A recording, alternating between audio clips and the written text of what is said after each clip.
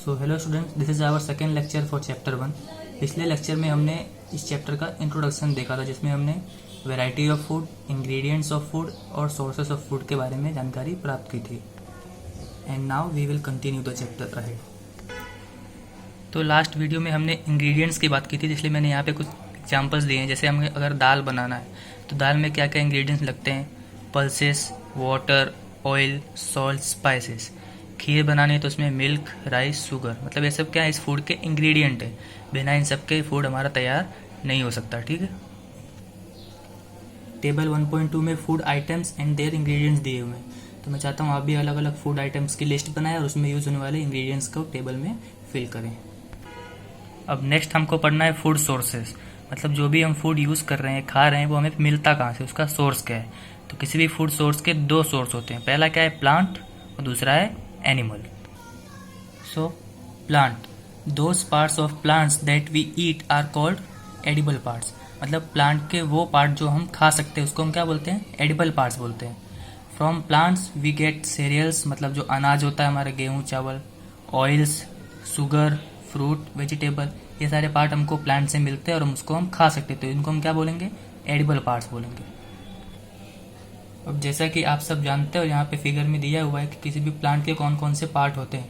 तो फ्लावर है, fruit, steam, leaf, root, ये सारे पार्ट्स क्या होते हैं, हम प्लांट के खा सकते हैं। ठीक है। तो यहाँ पे कुछ एग्जांपल्स दिए हैं, parts of plant that we eat, कि कौन सा पार्ट हम खा सकते हैं।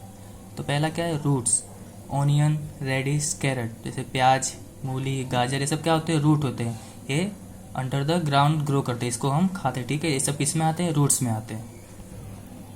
नेक्स्ट है स्टेम। स्टेम का सबसे अच्छा एग्जाम्पल क्या है, शुगर केन, मतलब गन्ना, और क्या है, पोटैटो, मतलब ये ऐसे पार्ट्स है जो कि स्टेम में उगता है, उसको हम खा सकते हैं। नेक्स्ट है लीफ। लीफ यानी पत्तियां, तो उसका एग्जाम्पल क्या है, स्पिनच, पालक, जैसे हम जानते हैं पालक क्या होता है, पत्ते होते हैं, पालक के पत्ते होते हैं। करी लीफ, जिसको हम नॉर्मल लैंग्वेज में बोलते हैं कड़ी के पत्ते, जो हमारे घर में दाल बनती है या फिर कड़ी बनता है तो उसमें यूज़ करते हैं। और नेक्स्ट क्या है, कैबेज, जो हम नॉर्मली बोलते हैं पत्ता गोभी। ठीक है। तो ये सब किसके एग्जाम्पल है, लीफ के एग्जाम्पल है। नेक्स्ट है फ्लावर, उसमें क्या है, कॉलीफ्लावर, इसको हम बोलते हैं फूल गोभी या फिर ब्रोकली। ब्रोकली भी कॉलीफ्लावर जैसा ही होता है, बस दिखने में इसका कलर क्या थोड़ा डार्क ग्रीन होता है। और नेक्स्ट है बर्ड्स। बर्ड्स मतलब ये प्लांट का जो स्टेम होता है उसमें से छोटा सा पार्ट ग्रो करता है, उसको हम बोलते हैं बर्ड्स। इसका एग्जाम्पल है क्लोव्स। क्लोव्स मतलब होता है लौंग, जो हम घरों में यूज़ करते हैं। ठीक है। और नेक्स्ट पार्ट हम क्या खाते हैं, सीड्स, मतलब बीज, जैसे कॉर्न है, मतलब मकई है, व्हीट, गेहूँ है, और राजमा, ये सब क्या होते हैं, सीड्स होते हैं, बीज होते हैं, जिसको हम खाते हैं।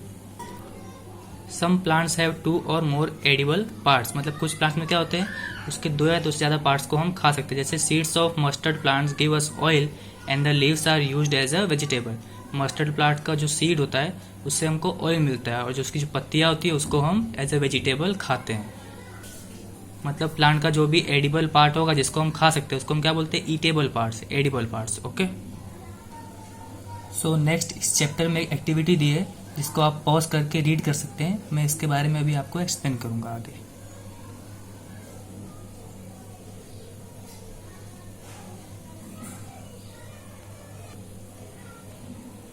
तो उस एक्टिविटी में हमको स्प्राउट्स के बारे में बताया गया है। स्प्राउट्स क्या होते हैं, germinated seeds which are eaten as raw और cooked.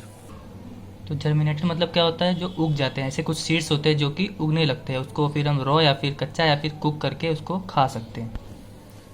To make sprouts, we soak the seeds in water for few hours and cover them with a wet cloth for 2-3 days। मतलब स्प्राउट बनाने के लिए जो कोई बीज होता है, जो सीड्स होते हैं, उसको हम कुछ घंटों के लिए पानी में भिगो के रखते हैं। उसके बाद उसको पानी से निकाल के वेट क्लॉथ, मतलब गीले कपड़े में, उसको 2 या 3 दिन तक उसको उस कपड़े में रखते हैं। Then the seeds get germinated and this process is called sprouting.